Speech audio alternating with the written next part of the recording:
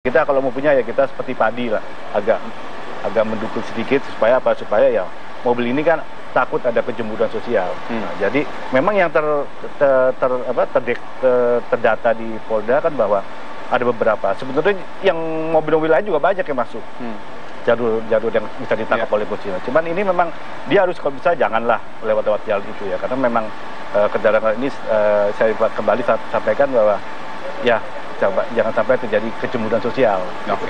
Tapi ya, masalahnya Pak Hendarso banyak yang kritis melihat masalah ini adalah melihat bahwa ini kok kalau dulu kita sering lihat ada semacam tebang pilih gitu ya. Mobil-mobil ini dibiarkan lewat saja, tetapi mobil-mobil yang tidak termasuk kategori mewah, nah baru itu yang dikenakan penindakan. Tetapi baru belakangan ini justru ada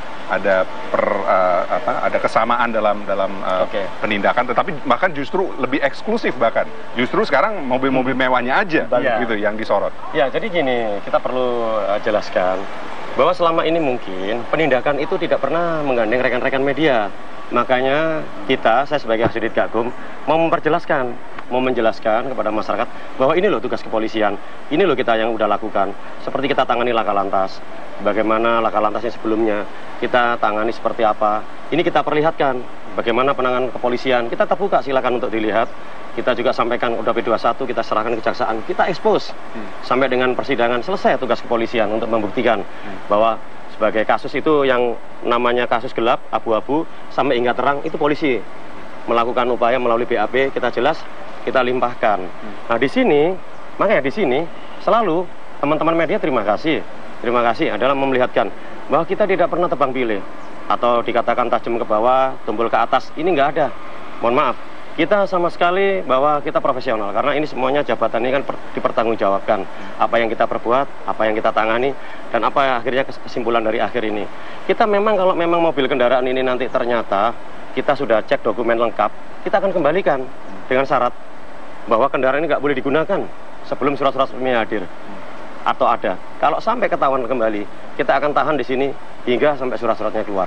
Oke, jadi tidak ada motivasi khusus lah ya, kenapa mobil mewah sekarang? Tidak ada. Memang kita berburu mobil bodong, baik mewah ataupun tidak mewah. Satu, perlakuannya sama. Ya, kedua, kita lagi berburu dengan kemacetan.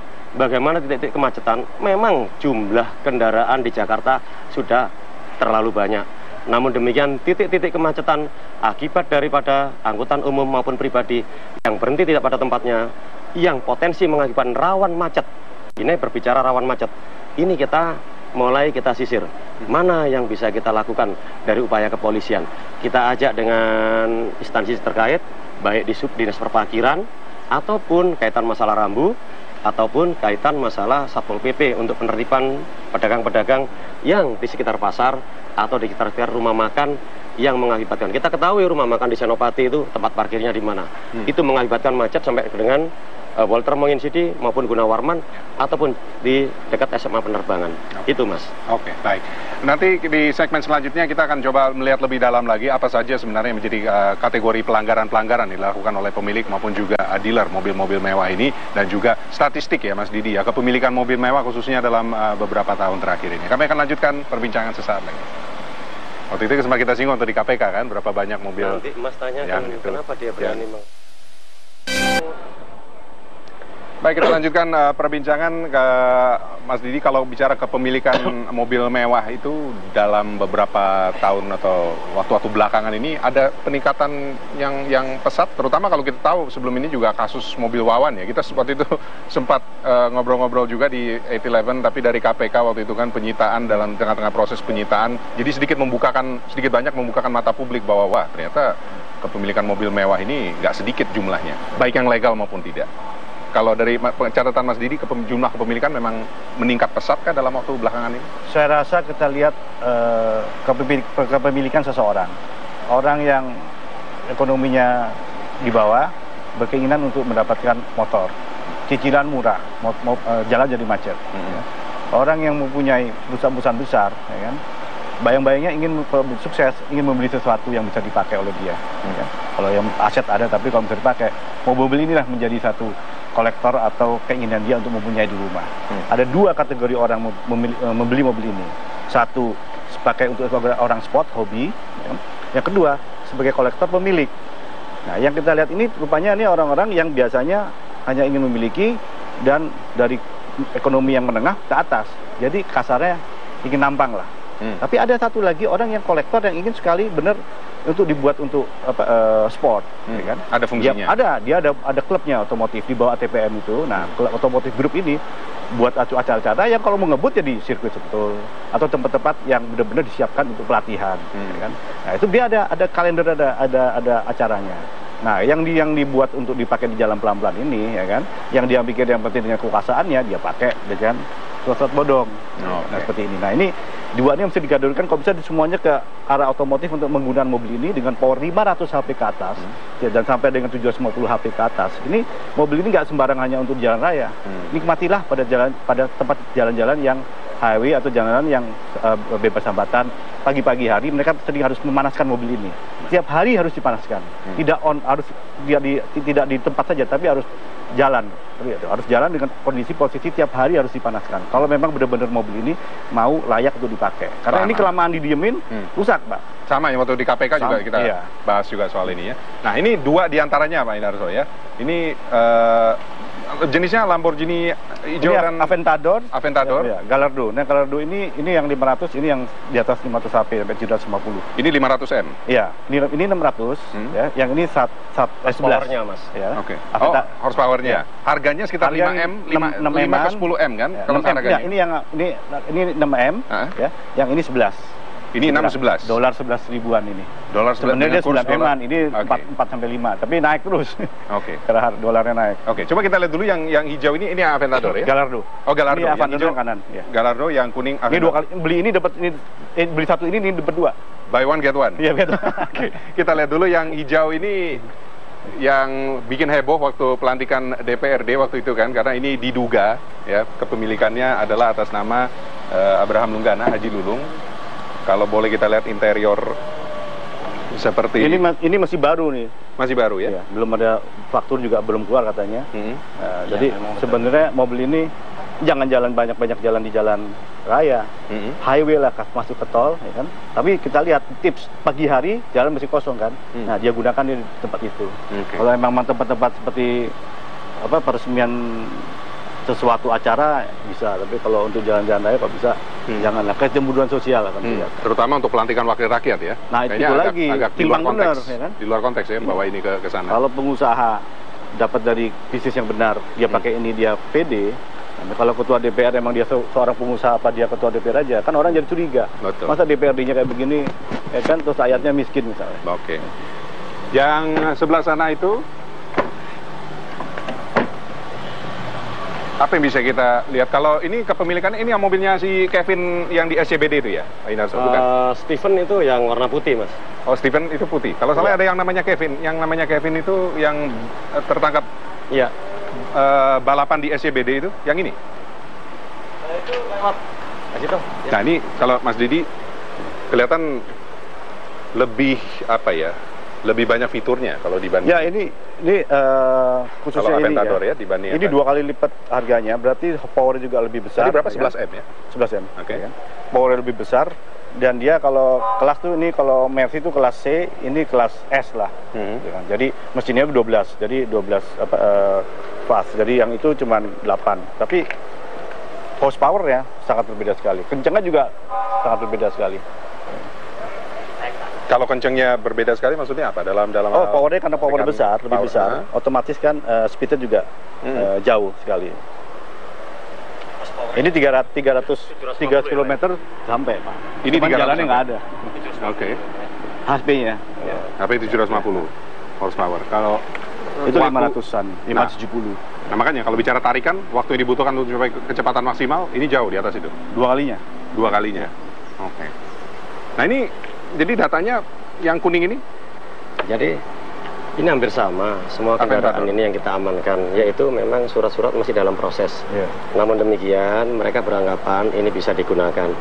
Dia menggunakan surat, yaitu surat istilahnya surat dalam proses yang dikeluarkan Polda Metro. Sementara Polda Metro tidak pernah mengeluarkan surat jalan itu. Dan kita sudah lakukan pemeriksaan, kita akan dalami, memang di sini diduga palsu.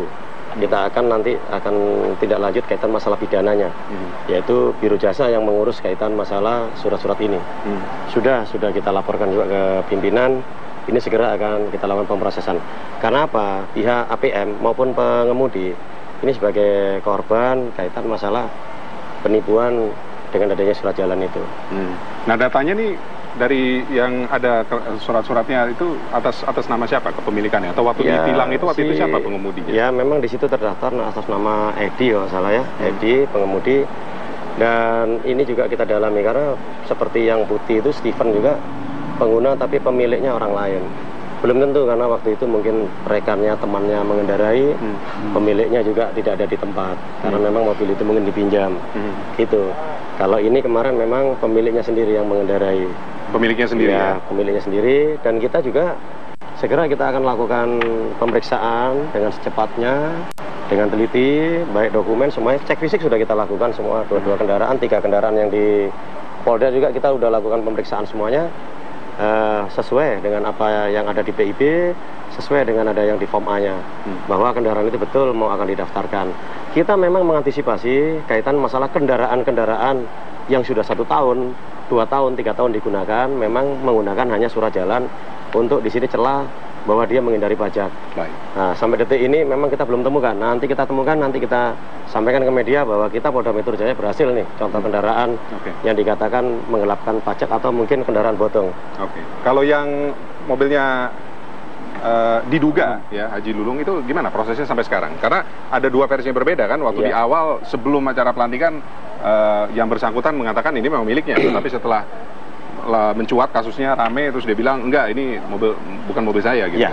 Kaitan masalah itu milik siapa atau milik Pak Haji Lulung atau bukan, yang jelas kami sebagai petugas kepolisian hanya membuktikan bahwa kendaraan itu betul. Kendaraan itu bukan hasil pencurian, kendaraan itu bukan hasil selundupan, dokumen-dokumen lengkap. Itu yang kita sampai sekarang itu belum terpenuhi. Sudah.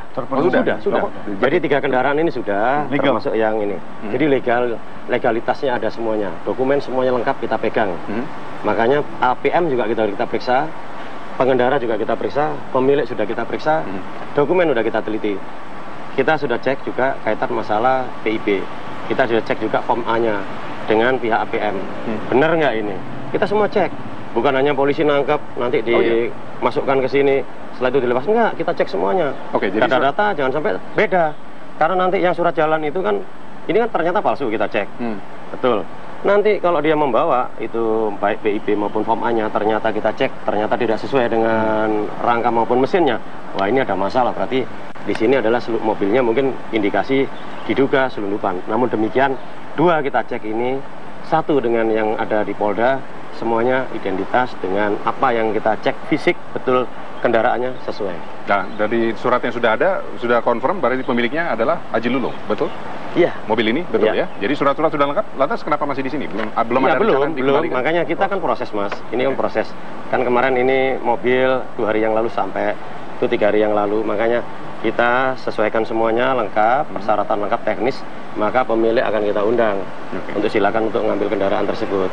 Namun demikian dengan catatan, nanti peminjam pakai barang bukti jangan sekali waktu lagi digunakan di jalan umum, kecuali dinaikkan towing atau dimasukkan mobil itu dibawa ke sirkuit, silakan.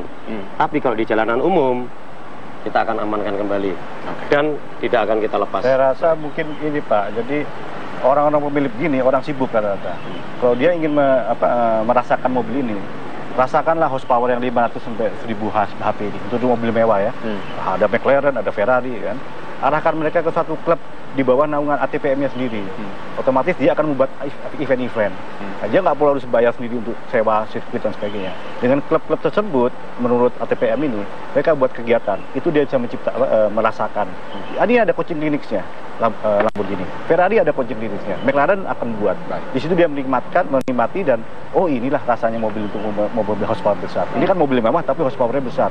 Dan untuk balap sebenarnya udah pas gitu kan. Tapi kan dia memiliki uang tidak untuk beli itu, untuk memiliki sebagai tadi yang kedua kategori itu. Nah, bicara mobil mewah, pajaknya pun mewah. Sekedar catatan yang kami miliki adalah untuk mobil-mobil mewah seperti ini kisarannya adalah untuk balik nama adalah 10% dari harga jual. Kemudian juga untuk pajak tahunannya sekitar 1,5%. Jadi kalau bicara harga mobil misalnya 6 miliar itu total kalau setelah kami kalkulasikan biaya balik nama dan pajaknya itu bisa hampir 1 miliar sendiri untuk biaya balik nama dan perpanjangan pajak tahunannya saja. Nah, apakah pemilik ini rutin dan rajin dan mampu dan rajin? Oke, kita akan coba lebih melihat spesifikasi dari Aventador. Ini keluaran tahun berapa, Mas Didi? Ini 2013 salah. 2013? Iya. Betul ya? Iya, ya? 2013. Oke. Kalau yang ini, yang satu lagi? Mungkin sama 2012 ya. Apa 2014 ya? Oh, ini coba. Bisa, kalau tadi sempat kita buka kan, kita lihat interiornya. Seperti 2014 Pak, ini Pak. Sama ya? Iya.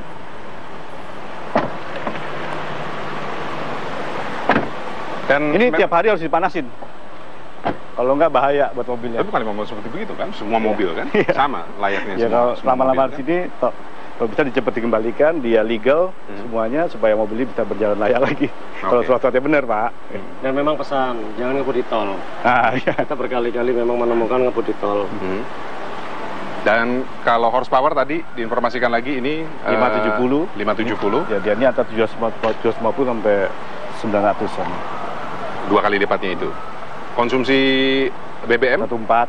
Ya. Ya. Kalau yang ini 1415 bersama Pak. Oke. Dan pastinya itu tidak harus Pertamax Plus itu Pak. Nggak mungkin Kalau pakai ada, subsidi ya. Shell Tidak mungkin. Nggak pakai BBM subsidi. Mesinnya yang kena Mas. Mesin yang kena ya Pak ya. Shell. Oke. Nah, tapi kalau bicara mengenai kepemilikan ini ya, Kabid Humas Polda Rikwanto kan sempat mengatakan ada sejumlah pemilik mobil, Pak Indarso, yang nakal, tanda kutip, sengaja nggak ngurus surat-surat untuk menghindari pajak. Memang seperti apa sih fenomenanya dan kalau hitung-hitungannya pajak dalam setahun itu untuk mobil-mobil seperti ini? Ya, ini kan kaitan masalah tadi pajak dengan adanya kita Polda Metro expose seperti ini. Tanda kutip tadi Mas sampaikan akan mengingatkan, memberikan peringatan bahwa wah ini udah ditertibkan, nggak usah macam-macam kaitan baik ini kan mobil, mungkin roda 2 juga ada kaitan motor-motor yang mewah yang besar itu, kita semuanya sama, kita lakukan penertiban. Kemarin kita juga melakukan penertiban, bukan mobil mewah, namun demikian rekan-rekan media tidak expose. Ya setengah mewah lah, Velfire. Setelah surat-surat lengkap semuanya, kita tahan 3 minggu waktu itu, lengkap betul, kita buatkan surat pernyataan, silakan diambil. Memang faktur waktu itu ditunjukkan baru keluar, faktur baru keluar untuk diuruskan di Samsat. Kaitan masalah pajak, ya pajak kendaraan ini sudah tahu Mas. Kalau pajaknya kaitan masalah tadi sampaikan beliau 11M, ya sekitaran pajaknya ya. Kalau pajak awal, ya kalau per tahunnya sekitaran 100-130 juta kayak per tahun. Bisa ada sampai tergantung tadi harga. Kalau memang lebih tinggi lagi, ada yang sampai hanya 100 sampai hingga 170 juta. Ini tergantung memang kelas mobilnya itu tadi. Kalau memang mobilnya seharga 5M ya sekitaran 100-120. Betul itu hitungannya. Kalau jadi katakanlah saya punya mobil disiasati tahunnya berapa pengeluaran? Ya, disiasati misalnya mobil ini 1 tahun dia mesti bayar 150 juta untuk STNK perpanjangan ya. Iya, betul. Ya, terus dia tidak pakai mobil ini dalam setahun hanya 5 kali ya kan. Biasanya juga dia diamin dulu. Atau tidak mungkin tahu, mungkin faktur diurus tapi STNK dibuat tidak tahu saya. Tapi rata-rata lebih baik 200 juta, kan walaupun pengusaha lebih berhitungnya lebih banyak Pak. Lebih baik kita diemin aja 1 mobil, ya kan? 2-3 mobil, 1 mobil nomornya dipakai, bisa begitu. Tapi kalau orang yang tadi hobinya benar-benar otomotif, nggak begitu. Dia nikmati mobil ini dengan kenikmatan, dia ikut klub itu, ya kan? Terus dia bantu juga tadi banyak ke yatim piatu, ya kan? Dan saya rasa itu nggak terekspos. Kegiatan sosial dan sebagainya. Membantu bencana. Itu yang benar banyak dilakukan mereka gitu kan. Nggak hanya tidak terekspos. Saya rasa arahkanlah kepada satu klub yang ada daripada ATPM itu kan, supaya mereka bisa merasakan bahwa kenikmatan mobil itu di situ, bukan ditaruh di rumah dipanasin aja. Kan kewajibannya dia bayar pajak, haknya ya sama-sama dengan pengguna jalan yang lain, ya kan gitu Pak. Nah kalau biasanya apa aja sih kalau memang untuk motivasinya memang nggak baik ya, untuk mengakali pajak itu apa biasanya mereka? Ya paling dia lakukan? didenda kan kalau berapa Pak? Misalnya 1 tahun nggak bayar kan 10% atau 5% kena ya kan? Kan risikonya itu aja. Kalau udah terdaftar. Udah daftar. Namun demikian kalau belum terdaftar, ya sudah. Ya itu yang dikatakan penggelapan pajak. Mungkin ya didaftar setahun, 2 tahun. Ternyata dengan adanya penertiban ini akhirnya berpikir akhirnya didaftarkan. Namun demikian yang mobil ini contoh 2 yang ada di sini memang betul mereka bukan untuk ya kita bukan ini ya. Mereka memang sengaja dia masih urus dan ini memang segera akan didaftarkan. Karena memang menunggu keluarnya form. Jadi sebenarnya nggak ada masalah, cuman waktunya aja yang perlu. Tapi dia buru-buru pengen nikmatin namanya juga mobil baru kendaraan itu. Ya. Nah itu jadi akhirnya jadi masalah karena ada kasus bahwa fakturnya belum keluar, itu surat-surat belum sah, dia pakai plat lain, plat palsu untuk dibawa ke jalan. Dan itu sempat kena razia ya. Mudah-mudahan juga kita akan menemukan yang bodong betul. Mudah-mudahan. Kita tapi akan modernnya negeri ini mungkin 30 tahun lagi selundupan Pak. Kalau zaman sekarang saya rasa udah nggak ada selundupan. Polisinya tertib, ATPM-nya tertib ya kan. Saya rasa mobil begini selundupan susah sekali karena nanti tidak akan dikeluarkan oleh faktur tidak mungkin keluar. Dan jalur pembeliannya pun sah ya? Resmi. Itu jalurnya dari dealer dari mana? Maaf, kalau beliau tadi cek faktur, form A-nya semua tidak ada ya kan, udah pasti berhenti. Karena kan semua dicek. Ada. Kita akan limpahkan langsung ke serse Mas. Kaitan masalah itu. Selesai semuanya, baik yang mendatangkan, importer umumnya, ataupun pemiliknya sudah kena semuanya. Ini ATPM semua udah aman semua. Aman ya. Oke, baik. Kita akan lanjutkan perbincangan sesaat lagi. Jalurnya jadi kalau waktu itu kata Mas Didi kalau salah Singapura ya, dari jalur transit Singapura dulu. Bersama kami sebelum kita tutup perbincangan, jadi rencana jangka waktu dekat 2 mobil ini plus mobil 1 lagi di Polda, itu apa rencana ke depan akan dilepas? Iya, kita akan panggil pemilik, kita jelaskan kepada mereka, kita tunjukkan hasil pemeriksaan kita seperti apa. Setelah itu nanti silakan untuk kendaraannya akan kita kembalikan kembali. Karena memang kendaraan ini adalah ya kendaraan resmi. Namun demikian belum untuk saatnya waktunya digunakan di jalan. Lalu apa tips dari Pak Indarso untuk pemilik mobil mewah atau yang berencana akan membeli mobil mewah agar terhindar dari masalah-masalah yang tidak diinginkan? Ya kita sarankan untuk para penggemar yang memiliki uang, ya hati-hatilah membeli kendaraan itu. Jangan asal beli di importir umum. Ya atau di APM-nya harus dilihat dulu betul. Jangan sampai dia sebagai korban penipuan. Kaitan penipuan tadi surat jalan, kaitan penipuan tadi kaitan masalah surat-surat. Kalau memang itu betul yakin silakan.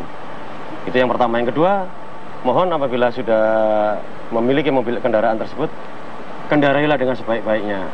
Tadi Bapak sampaikan yang sopan, yang beretika, jangan membuat kecemburuan sosial. Karena memang mesin ini tidak bisa dipelankan, memang agak digas atau digenjot suaranya. Namun demikian memang lebih baik digunakan di sirkuit saja atau enggak di jalan tol. Kalau jalan-jalan kecil, macet, ya bikin suaranya memang berlebihan, horsepower-nya terlalu besar. Yang ketiga, apabila surat-surat belum ada, sekali lagi kita mengingatkan jangan digunakan. Baik, Mas Didi? Kalau saya begini, saya himbau kepada ATPM-nya, ya kan, supaya diekspos yang untuk kegiatan sosial. Ya. Terus kegiatan kalender untuk acara-acara menggunakan mobil ini ke keluar kota maupun ke tempat sirkuit yang ada, kan? Supaya mereka semua merasakan bahwa walaupun ini ditangkap di sini, tetapi yang apa sih kenikmatan kita nikmati di jalan ialah dengan menjalan di tempat sirkuit atau biasanya kita keluar kota. Dan saya lihat kenapa nggak diekspos yang mereka membuat kegiatan sosial. Nah itu kegiatan sosial dan itu supaya diekspos terus. Jadi nggak yang begini aja yang diekspos gitu. Lalu juga kalau bicara soal tadi itu ya, kalau pemakai mobil mewah di jalan-jalan di gang-gang kecil atau sebenarnya mereka tidak pada tempatnya. Karena kalau kita lihat struktur dari jalan-jalan kota Jakarta sebenarnya nggak memungkinkan, rendah sekali. Masuk gitu kan. Jadi kalau masih ada yang pakai mobil seperti ini ke sana, ya pakai mobil Land Cruiser-nya lah kalau emang orang kaya kan. Jangan pakai mobil ini gitu.